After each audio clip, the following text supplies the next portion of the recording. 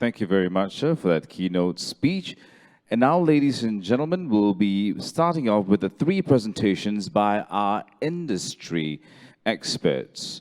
We have the first presentation is by Mr. Forrest Norrod, Senior Vice President and General Manager, Data Center and Embedded Solutions Business Group, AMD.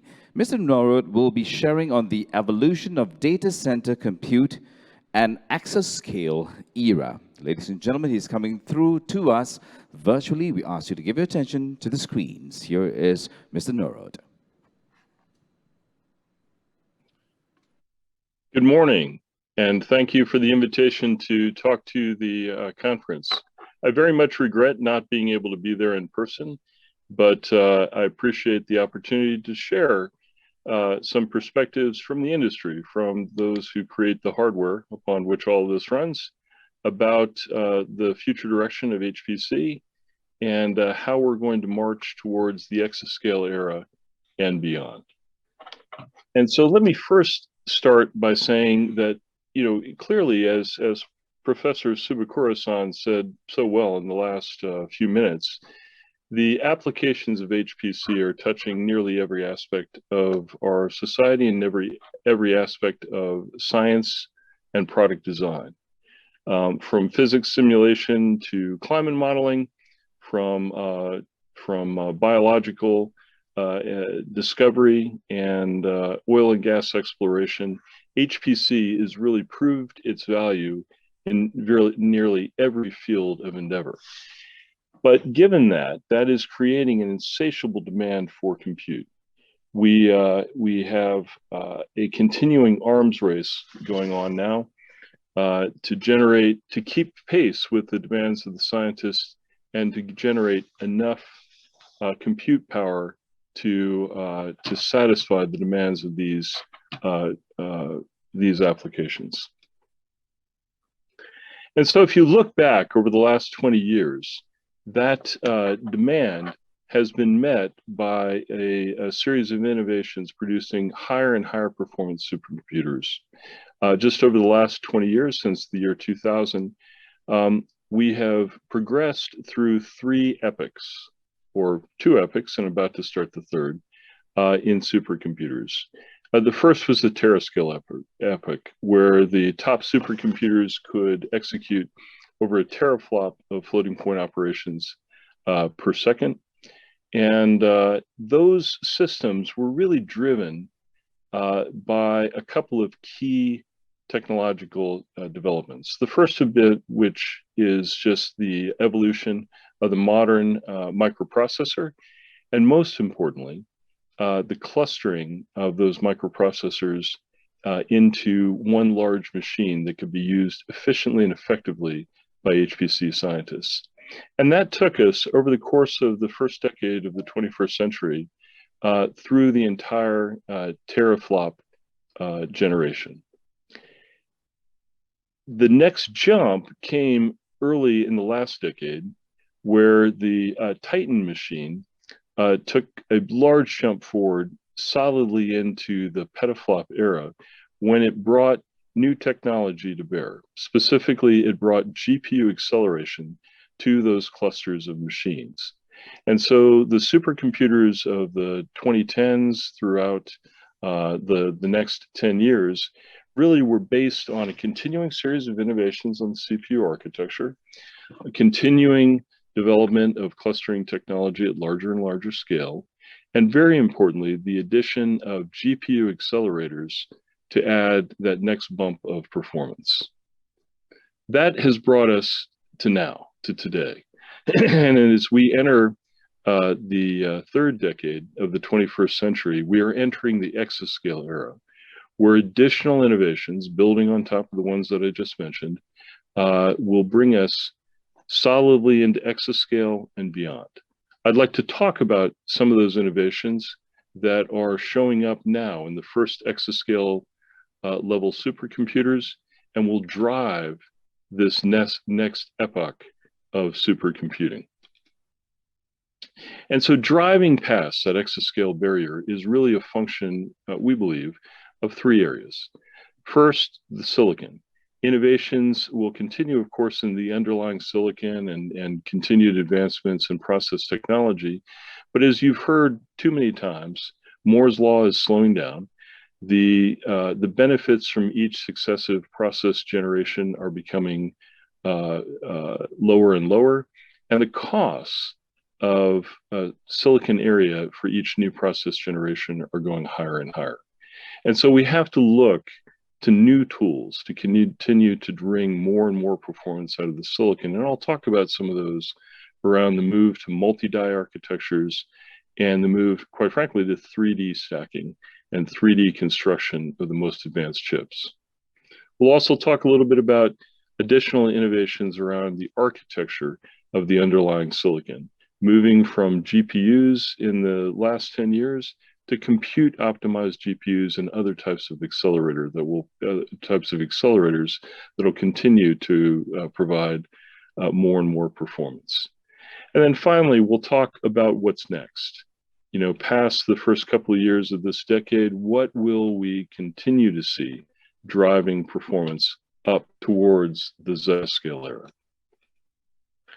And so let me begin on the silicon side by talking about the evolution of modern computer and GPU systems from what was the historical focus on monolithic devices, where a single piece of silicon within each chip package contained all of the transistors, all of the functions of the part.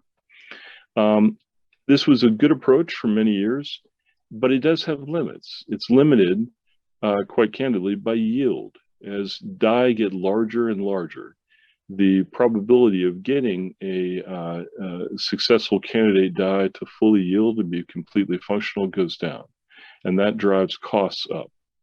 And then, of course, fundamentally, we're limited by the reticle limit, the size that the photolithography machines that are used in semiconductor manufacturing can expose. And so that's about 800 square millimeters. So just pursuing the monolithic die approach, you're limited to about 800 square millimeters of silicon within a chip. In the past few years, we've seen companies such as AMD and more recently Intel and others drive to multi-chip modules where multiple copies of smaller die are assembled together on a single substrate and allow you to put more silicon into a package than you could with just a monolithic approach.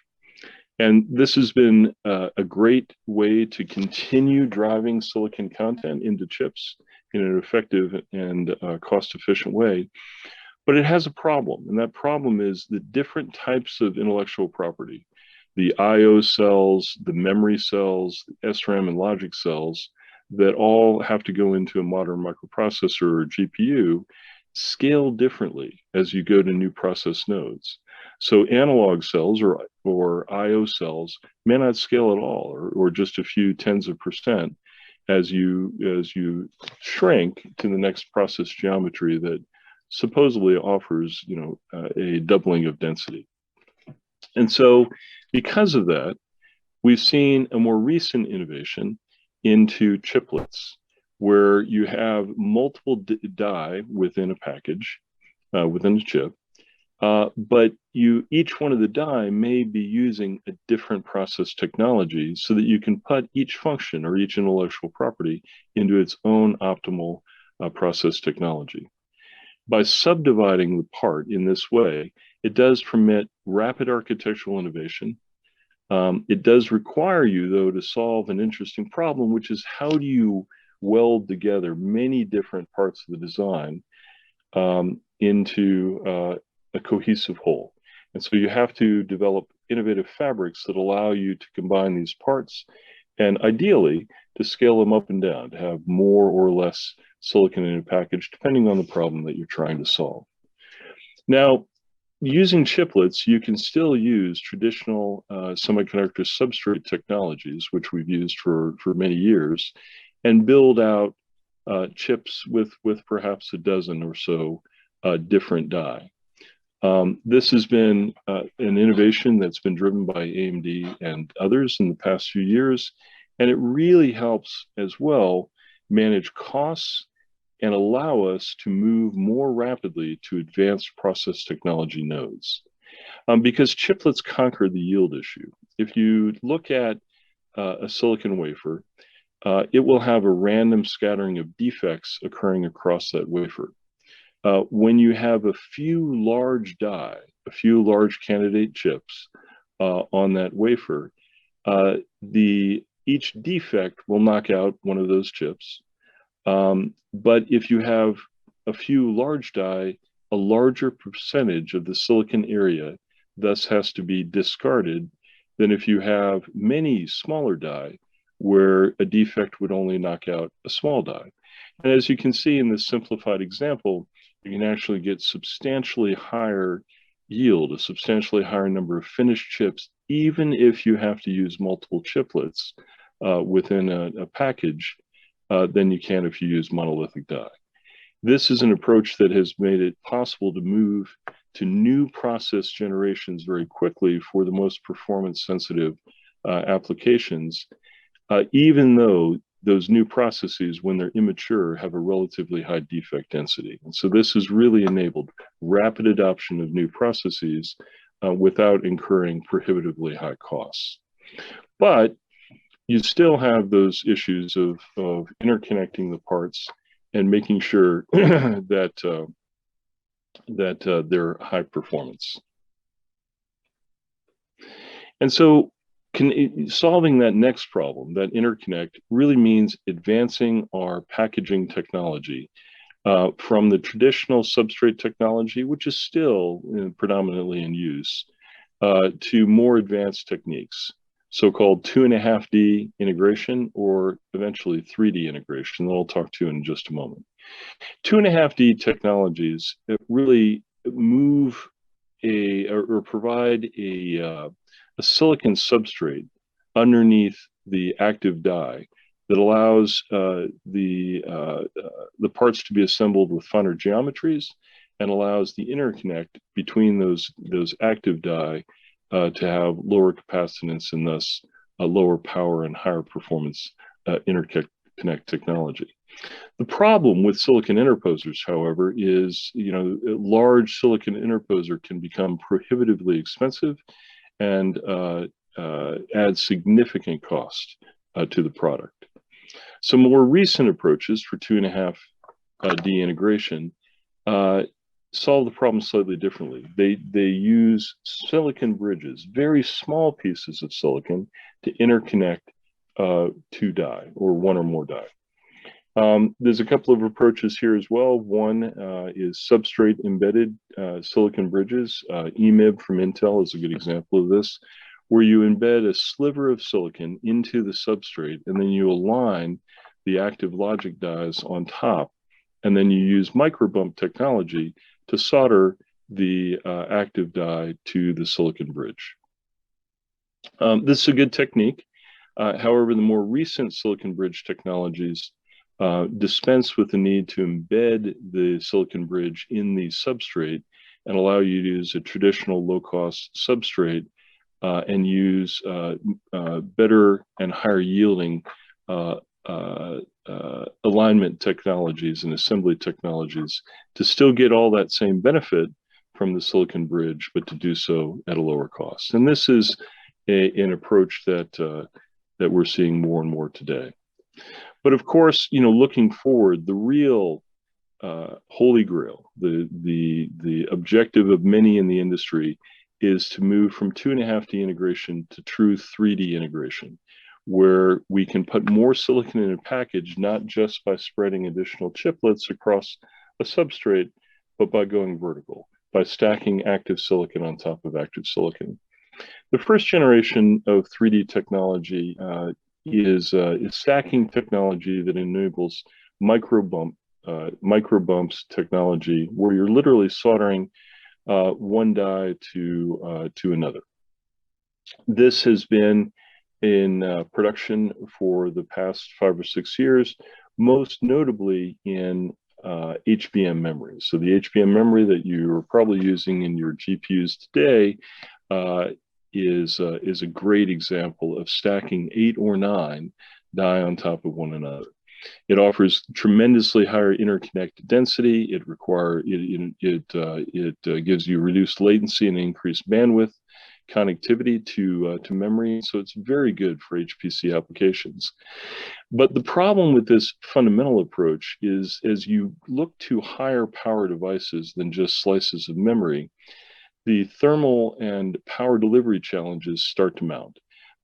In this 3D stacking, you're literally, since you're soldering, you have a gap, either an air gap or a dielectric gap, separating the die, and those offer high resistance to thermal paths. So the thermal challenges of this approach are real.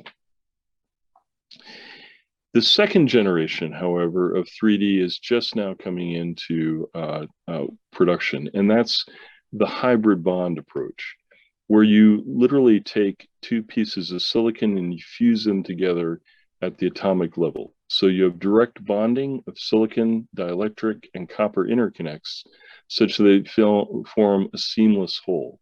This dramatically improves the thermal performance of the solution and offers the lowest possible capacitance for connections in between the active silicon slices. And so, that hybrid bond, in our opinion, enables true 3D. It gives you 200 times the interconnect density of a traditional approach of chiplets on substrates. It offers 15 times the interconnect density of even that first generation 3D stacking with microbump technology. And it does so with dramatically improved energy efficiency because of the lower capacitance and resistance between the die that are connected in this fashion.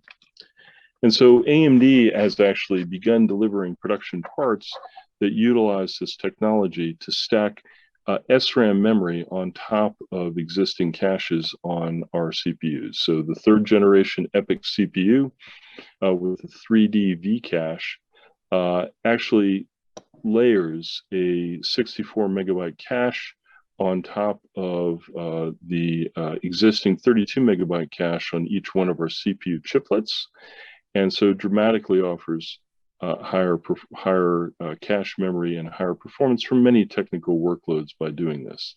This is the first high performance implementation of hybrid bond technology in the server or data center industry. And we think it really points the way towards the future. Now, the other key element of driving performance, and this has been relevant, of course, for the past decade, is accelerators. So I mentioned before Titan taking a huge leap forward over a decade ago when it incorporated GPUs, graphics processing units, quite candidly leveraged from computer gaming chips to deliver much higher math density than would be available just with the CPU. And if you take a look at the delivered flops chart on the left-hand side of the screen, you can see that GPUs over the past 10 to 15 years have offered dramatically higher floating point performance and raw math performance than CPUs can. And that should be not a surprise. CPUs are extremely capable devices that have many functions. GPUs are much more tuned to do one thing, which is in large part vector math. And so we see GPU technology in its initial incarnation as being about a third to a quarter of the area per delivered flop than if you were implementing that in a CPU. And so that's really motivated the industry to drive to accelerators as a key part of supercomputing systems. But going forward, we believe there's ways to optimize further because, as I said, GPUs are essentially leveraged from devices that do graphics rendering as well as computation. And so the general purpose GPU architecture has to do many things.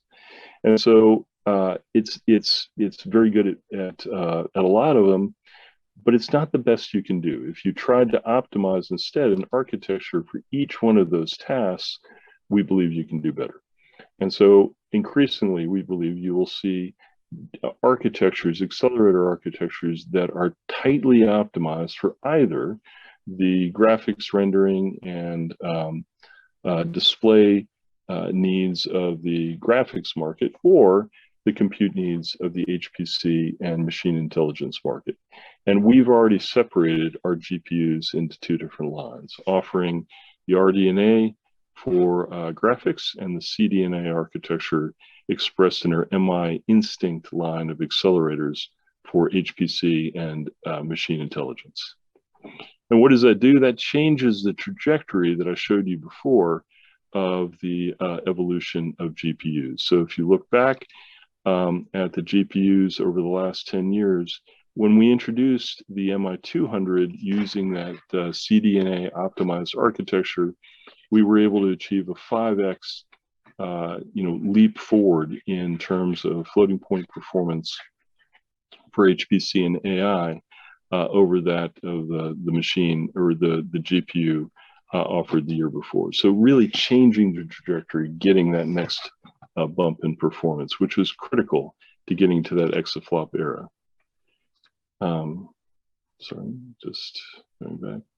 Now, the next thing that we have to do, though, is look at how accelerators access memory, because in many computer systems, as you all know, the access to memory is what is the key bottleneck for any problems of any significant size. And so for classic CPU plus GPU systems, the classic interconnect really separates the two from one another. They're independent machines in many ways. They're running independent lines of code, streams of code, and they have independent pools of memory. And so when the CPU dispatches work to the GPU, it also has to copy the data set from the CPU memory down to the GPU memory. Looking forward, and actually available today, that's changing, where if you have a coherent connection, the programmer and the machine doesn't have to manage separate pools of memory. You have a single memory space that dramatically simplifies the programming task and makes the programmer think more about having one machine than two. And it also offers the opportunity for small data sets to be able to dispense with the copying of the data, just have the GPU access the CPU memory directly. It still might have to copy the memory over for very large data sets or data sets that need multiple passes through the GPU to deliver a result. But where we think this is going is shared memory, where the CPU and the GPU share a common pool of memory. They're both peers to be able to access that memory. And so the CPU can keep the memory and the problem presented to the GPU, and the GPU can directly churn away, doing the math computation, solving the problem, whatever that may be, and not having to worry about managing a separate memory pool or copying the data back and forth. And again, we believe this will dramatically improve the performance of systems going forward. And again, make it more accessible, make acceleration more accessible to programmers. And so with all of those innovations, AMD has created a set of CPUs and GPUs, as have others, that have allowed us all to enter the exascale era. We delivered the Frontier system to Oak Ridge National Labs in the United States late last year, that we believe will be one of the first to demonstrate sustained performance, well into the exaflop range. And of course, we've also announced with our partners at Hewlett Packard Enterprise the El Capitan system for Lawrence Livermore National Labs that will be substantially faster and coming in 2023. And so we've got to the exascale era, but what's next? Well, we believe that if you put all of those elements together that I talked about before, the next generation architecture for large HPC machines combines it all. It uses full 3D stacking to allow you to stack logic and memory together into one device. It allows you to have optimized accelerator chiplets that are tightly tuned for the specific computation task, either traditional HPC and or AI. They can be based on GPU technology, optimized for the task. They can be based on FPGA technology. They can be purpose-built.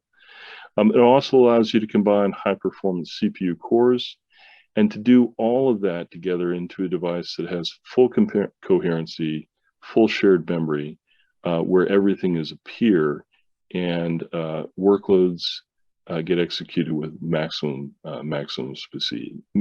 speed, and you can even configure devices for specific workloads. We think that is definitely where the hardware is going. And the last thing that I wanted to mention is the software. Luckily, Professor Subakura-san's presentation, I think, really touched on a number of examples where software and advances in software are key driver of performance in systems. We firmly believe that too. Even though I work for a hardware company, we firmly believe software is in the end the magic in the system.